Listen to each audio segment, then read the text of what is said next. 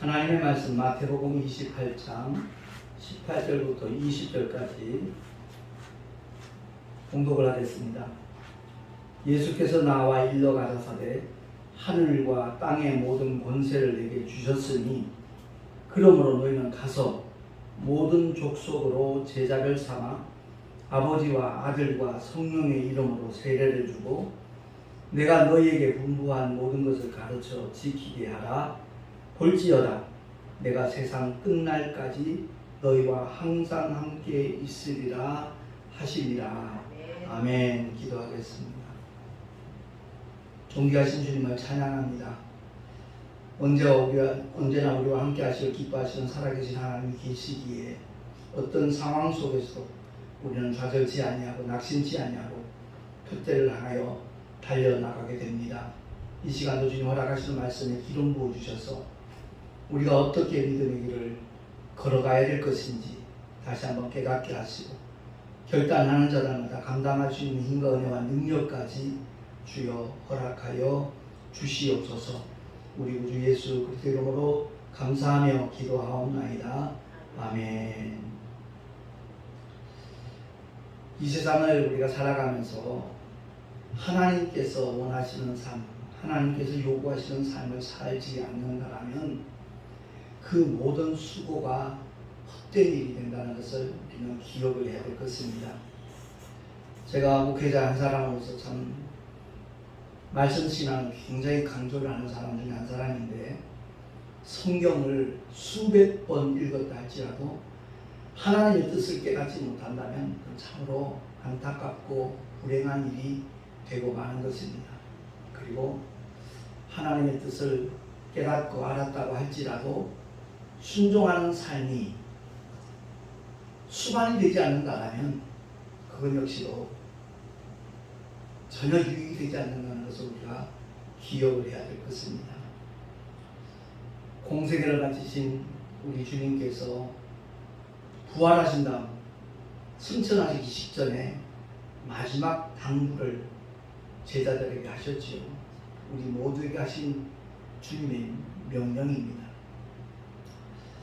복음서의 공통된 결론은 복음 전파입니다. 오직 주님의 부활의 증인으로서의 삶을 살아야 된다 하는 것이 바로 주님의 뜻입니다. 주님의 소원이고요. 그것을 가능케 하기 위하여 보내심을 받으신 분이 바로 다른 보혜사 성령 하나님이십니다. 누누이 강조하지만 2000년 전 이 땅에 육체로 오신 하나님의 아들은 우리를 보호하시고 우리의 은혜를 베푸시는 유일한 스승으로 오셨습니다. 그런데 부활 승천하신 다음에는 다른 보혜사를 보내겠다 말씀하셨거든요. 본질은 똑같지만 형태만 다르다는 그러한 의미로 쓰여지는 단어가 알라입니다. 다른 할 때 하나님의 속성을 똑같이 갖고 있지만 육체로 오시는 것이 아니라 우리 눈으로 볼 수 없는 영어로 임하신다는 말씀을 한 겁니다. 그래서 다른 보혜사 우리로 하여금 진리 가운데 인도하시며 예수의 죽었다고 사심을 증거하도록 하기 위하여 우리가 영원토록 함께 하시기를 원하시는 그 하나님이 바로 성령 하나님이신데 오늘 본문은 특별히 모든 족속으로 제자 삼으라 라고 그렇게 표현을 하고 있습니다.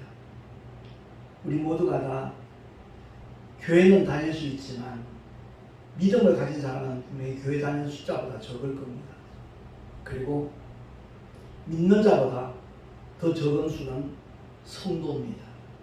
정말 하나님으로부터 거룩함을 덧입었다라는 그 믿음을 가진 사람, 그리고 그 삶이 실제가 되는 사람을 성도라고 그려져 있거든요. 그리고 성도 가운데서도 더 적은 수는 바로 주님의 제자입니다. 주님의 제자가 될 때 하나님께서 함께 하시는 그 증거들을 삶의 현장에서 풍성하게 보여주신다는 것을 우리가 잊지 말아야 되는 겁니다. 그러니까 내 삶 속에 과연 하나님이 함께 하신 믿음의 증거가 과연 나타나고 있는가 우리는 살펴봐야 돼요. 그런 증거가 없다면 그 믿음은 허상일 수 있습니다. 가짜일 수 있다는 거죠. 쭉정이에 불과할 수도 있다는 겁니다.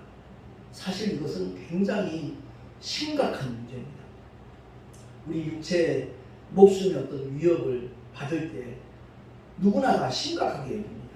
그런데 그것하고 비교할 수 없는 이 믿음의 문제는 심각하게 여기는 사람을 찾아보기가 어려워요. 그냥 대수롭지 않게 취급을 하고 마는 겁니다.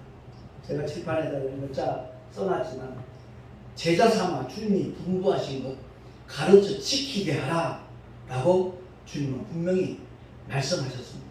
그래서 주님의 제자가 제자 훈련받은 주님의 제자입니까? 그게 아니라는 거죠. 우리는 모든 근거를 하나님의 생명의 말씀인 성경에서 찾아야 되는 겁니다. 그래서 첫 번째가 내 말에 거하면 이라고 말씀하고 있거든요. 요한복음 8장 31절에 예수를 믿은 유대인들에게 이르시되 너희가 내 말에 거하면 참 내 제자가 되고 라고 주님이 분명히 일러주셨습니다. 진리를 알지니 진리가 너희를 자유케 하리라 라고 32절에 부연해서 말씀하고 있지요. 그렇습니다. 내 말에 거하면 주님의 참 제자가 된다. 예수님의 생명의 말씀, 진리의 말씀에 거하라는 말은 살 것자예요. 그 말씀과 함께 살아야 된다는 거죠. 몇 차례 그런 말씀을 드린 적이 있지만 1970년대 강원도 철원당 신수리에서 그 감리교회 담임 목사님에 계셨던 이승수 목사님, 그 목사님은 어느 누구에게도 목회자가 되라, 너 사명이 있다 이런 말씀하신 적이 없어요. 그 목사님의 삶 자체가 하나님의 말씀과 함께하는 삶이라는 것을 누구나 다 느낄 수 있고 누구나 다 인정할 수 있는 그러한 목사님이었습니다. 그래서 군대 가서 믿음 팔아먹는다고 그러잖아요. 근데 그 시대에 그 신수리에서 신앙생활하던 사병들은 제가 소속돼 있던 통신지원대만이 아니라 심지어 보안대 근무하는 이상호 병장 같은 그런 분도 지금 목사님이거든요. 자그마치 7명이 하나님 종이 됐다는 것은 이건 정말 보통 일이 아니거든요. 왜 그렇게 될 수 있었는가? 그 목사님과 사모님의 삶이 하나님의 말씀과 동행하는 삶임을, 그대로 순종하는 삶임을 누구나 다 가슴 깊이 느낄 수 있었기 때문에 그렇게 된 겁니다. 저도 그 중에 한 사람이 되었지만 그렇습니다. 하나님의 말씀을 많이 안다고 해서 주의 제자가 되는 것 아니고요. 그 말씀이 삶 속에 그대로 수반이 되고 병행이 될 때, 다른 말로 바꿔 말하면 하나님의 말씀에 순종하는, 행동하는 그런 믿음의 삶이 이루어졌을 때 그 주변의 사람들은 감동을 받을 수밖에 없고 그 삶을 통하여 하나님께는 큰 영광이 될 줄로 믿습니다. 좀 전에 너희가 내 말에 거하면 참 내 제자가 되고 라는 이 말씀을 주님이 하실 때 그 앞구절에 자기를 믿은 유대인들에게 이르시되 그랬거든요. 이미 예수를 믿고 추종하며 따르는 유대인들에게 주님이 그 말씀을 하셨다는 겁니다. 많은 분들이 나는 주의 제자라고 생각을 하고, 아니 착각을 하고 주님을 향하여 달려가는 그런 모습들 굉장히 많이 있습니다. 자기를 믿은 유대인들에게 그 말에 우리는 집중을 해야 돼요. 교회 다니는 사람들 치고 예수 안 믿는다는 사람 한 사람도 없을 겁니다. 자기는 다 믿는 자로 말할 겁니다. 그러면서 아울러 나는 주의 제자다, 예수의 제자다 라고 자부심을 가질 수도 있을 겁니다. 그러나 주님은 분명히 말씀하시기를 내 말에 거하면, 하나님의 생명의 말씀, 진리의 말씀과 함께 사는 자만이 주님의 참 제자가 된다라는 것을 일러주셨습니다. 근데 오늘날 보면 교회는 열심히 다녀요. 직분도 있어요. 그런데 성경을 잘 몰라요. 거의 몰라요. 자기 열심 가지고 그것이 믿음인 줄 알고 있어요. 너무나 딱하고 불행한 일이거든요. 그렇기 때문에 끊임없이 하나님의 말씀을 읽어야 되고 들어야 되고 그 말씀을 되새김질해야 되고 수십 독 수백 독 해도 그 말씀의 의미를 모른다면 불행한 일이라고 제가 서두에 말씀을 드렸잖아요.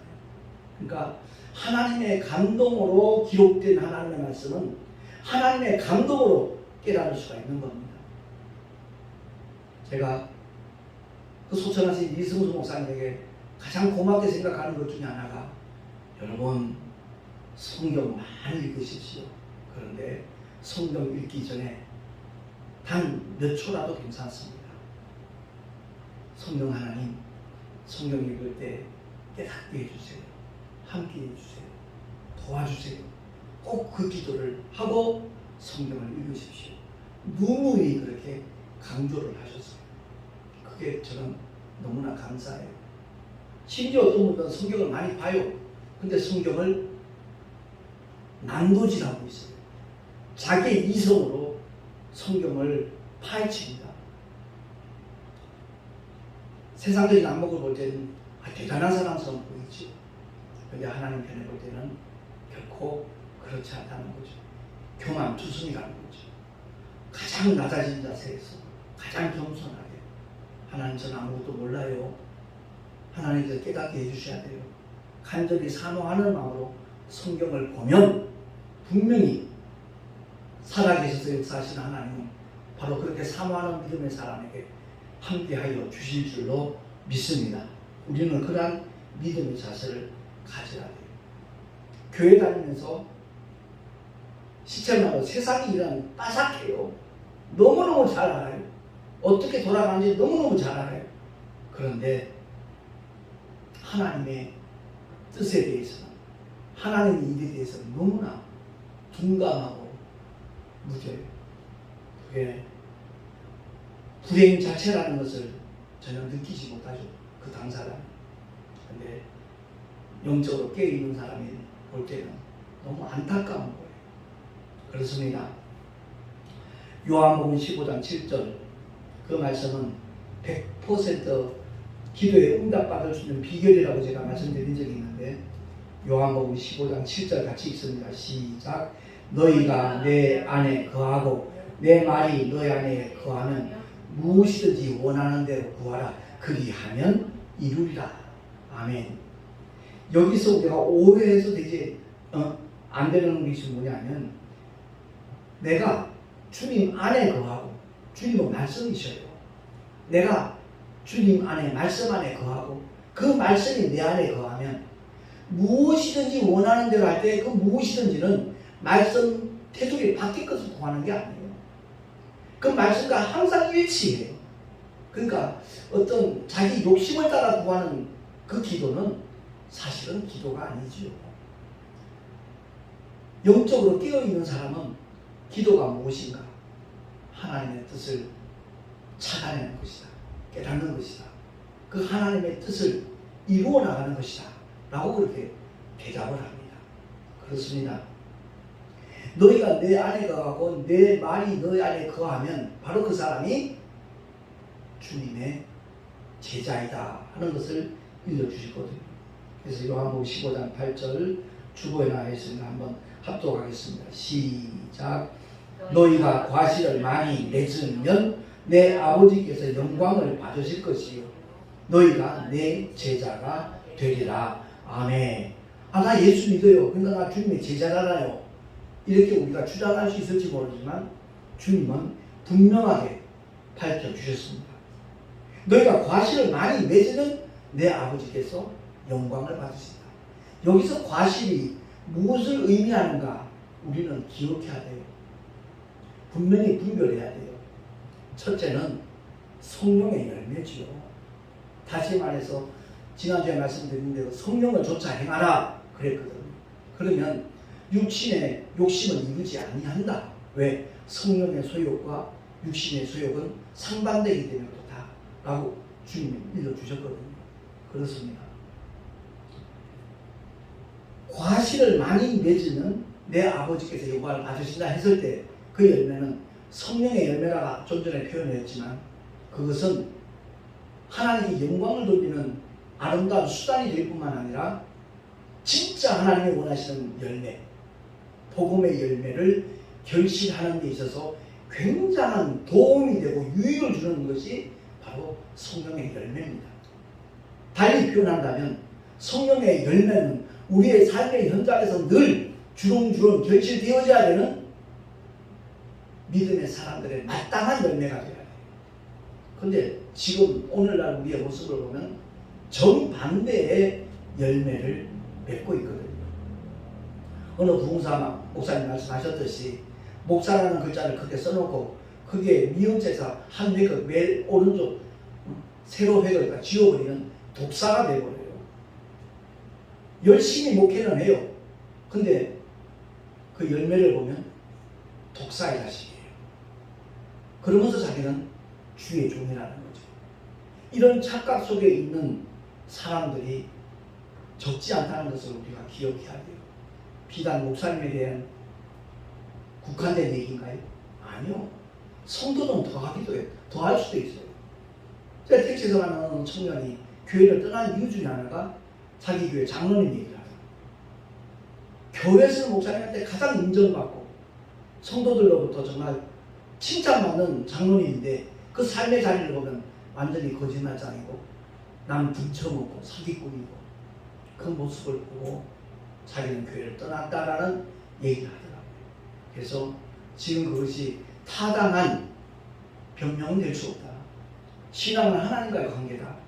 장로님이 도둑질을 하는 사기꾼이 돼서 그것하고 내가 신앙을 버리는 거하고 무슨 함수관계가 있냐.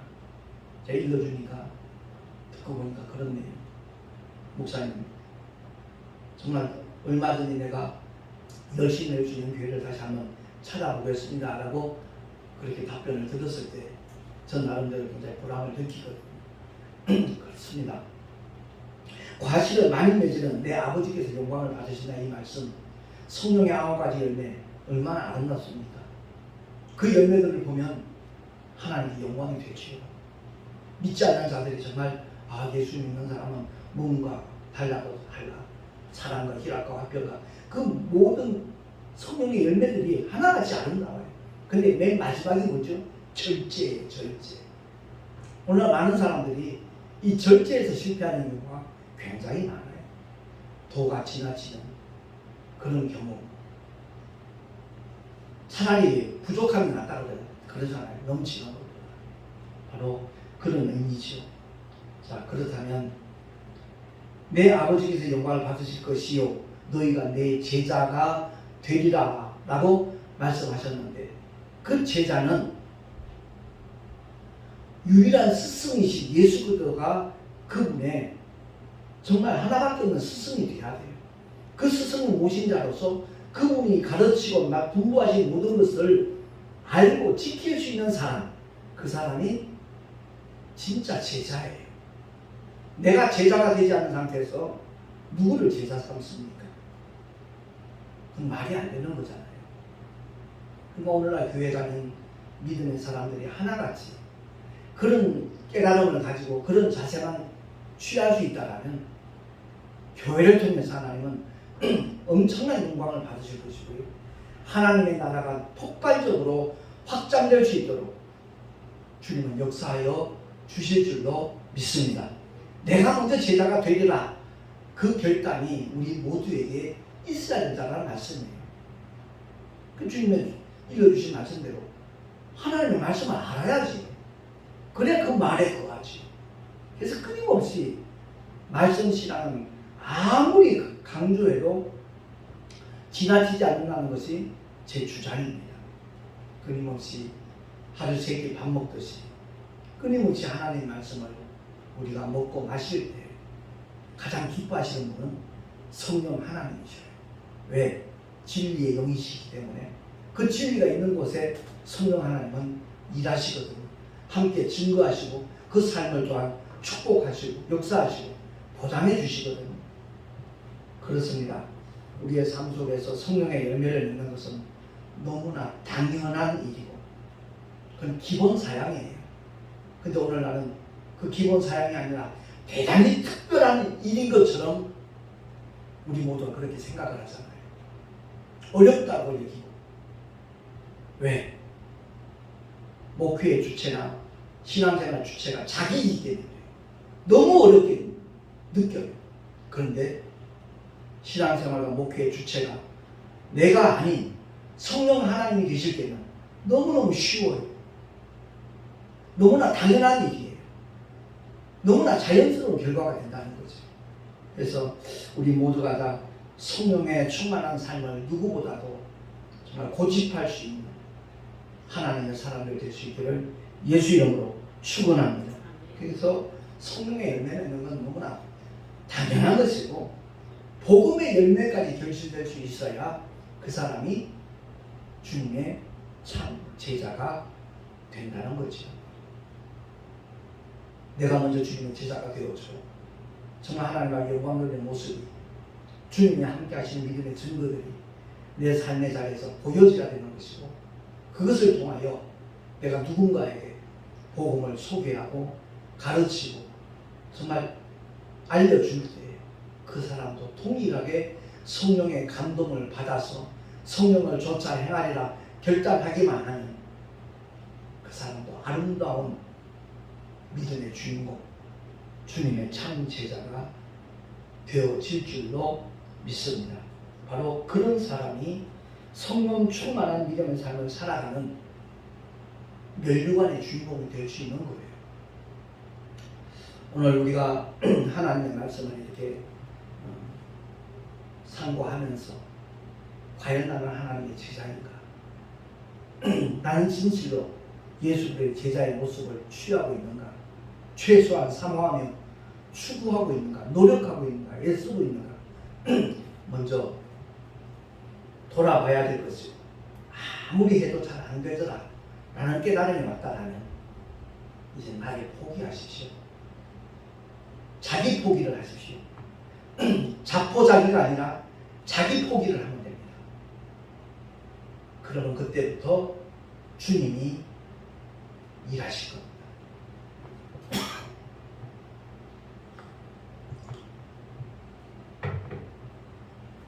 저보고 굉장히 부지런하다는 얘기 참 많이 해요.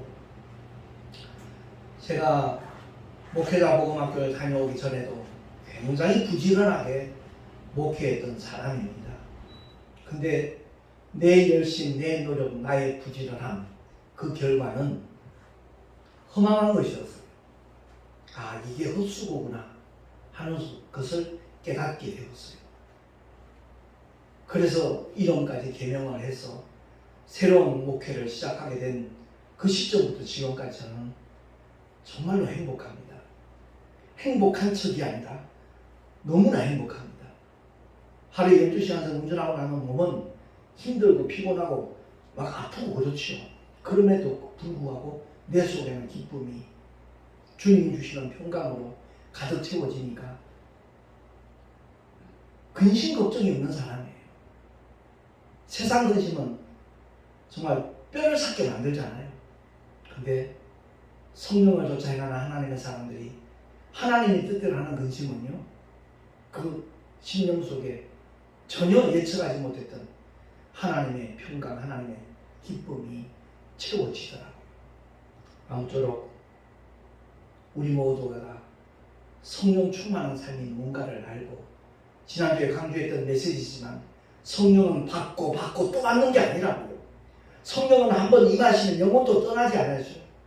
영원토록 함께 하시는 그 성령 하나님에게 우리가 어떻게 반응을 하느냐, 그분을 어떻게 대하느냐, 어떻게 대접하고 그분이 주시는 감동에 내가 어떻게 따르느냐, 그게 성령 충만한 삶이냐 아니냐 하는 것이 판가름 나는 것이지, 성령은 무슨 주유소 가서 뭐 충전하듯이 떨어지면 충전받고 하듯이 그렇게 성령 충만 받는 것이라 가르치는 목사들이 너무나 많았었기 때문에 저도 그렇게 배웠었어요. 그게 아니라는 것을 깨닫고 나니까 얼마나 감사한지 몰라요. 예수의 보혈로 내 죄가 사함 받았다는 하나님께서 우리를 위하여 행하신 그 일을 인정하고 시인하고 받아들이기만 하면 누구에게든지 성령이 임할 수 있는 조건이 갖춰지는 거예요. 그래서 성령을 선물로 받으리니 라고 베드로가 설교를 그렇게 한 것이고요. 성령이 오셔서 정말 우리에게 늘 이렇게 정말 함께 교통하기를 성령 하나님은 원하시는데, 성령을 모셔다 놓고도 오신 줄조차도 모르고, 성령님 오시옵소서 나 성령 받기 원합니다 고백을 해놓고도 이미 성령은 와 계신데 그 자체도 모르고 전혀 주님의 마음을 시원케 해드리기는커녕 성령을 근심시키고 성령의 감동을 외면하고 그러는 안타까운 일들이 오늘날 교회 안에서 얼마나 많이 벌어지고 있는지 몰라요. 그렇습니다. 성령은 하나님이셔요. 성령은 인격이셔요. 우리가 전폭적으로 성령 하나님께 순종할 때, 그분의 감동에 민감하고 반응할 때 성령 하나님께서 오늘도 동일하게 2000년 전에 역사하셨던 성령의 역사는 오늘도 여전히 그 믿음의 사람들에게 역사하시면서 하나님의 영광을 나타내시는 줄로 믿습니다. 주님이 열매를 얻을까 하고 다가갔다가 잎만 무성한 무화과나무 주님이 저주하셨어요. 뿌리로부터 말랐어요. 그 저주받은 무화과나무를 통하여 주시는 교훈을 오늘날 모르고 있어요. 현대교회가 정말 주님이 그 저주하신 이유가 무엇인가를 분명히 알아야 되거든요.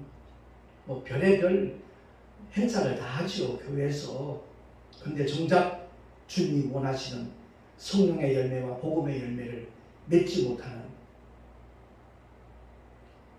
그러한 교회가 바로 영적으로 저주받는 무화과나무일 수밖에 없다는 것을 우리가 깨닫는다라는, 정말 그 교훈을 통해서 많은 교회들이 회복되는 하나님의 역사가 분명히 일어나게 될 줄로 믿습니다.